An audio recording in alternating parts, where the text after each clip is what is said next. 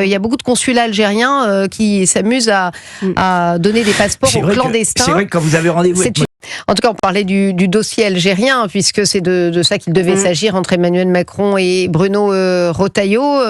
Ça sera certainement au menu ce soir de l'entrevue avec François Bayrou. Le dossier algérien, on le sait, qui divise, vous l'avez dit, Sarah Salman au sein du gouvernement. Bruno Retailleau qui veut hausser le ton contre le régime algérien, ça on le sait, mais vous avez vu cette histoire récente des passeports. Oui. Il y a beaucoup de consulats algériens qui s'amusent à donner des passeports aux clandestins. C'est vrai que quand vous avez rendez-vous avec avec monsieur Bayrou, vous êtes sûr que les choses vont avancer. Alors là, moi je vais vous dire... c'est réactif. C'est réactif. Je sens un peu d'ironie.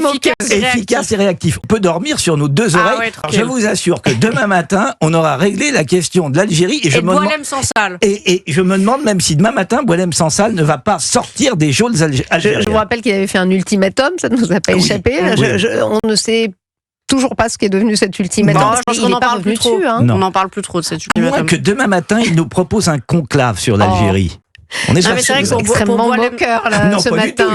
Pour Boualem Sansal, ça fait depuis novembre. Ils nous ont dit, là, on négocie de façon diplomatique. C'est pour ça qu'on ne dit rien. Vraiment, on a vu le résultat. Oui, mais c'est vrai que plus personne n'en parle, ça n'a pas marché. Il y a en effet Boualem Sansal et Christophe Glaise qui sont dans les jaunes. Alors peut-être qu'ils œuvrent en coulisses, on peut toujours espérer. Vraiment efficace. Ce qui est tout à fait humiliant pour nous, me semble-t-il, c'est lorsqu'on voit Monsieur Tebboune apporter des fleurs à Madame Mélanie. J'allais y venir. D'ailleurs, le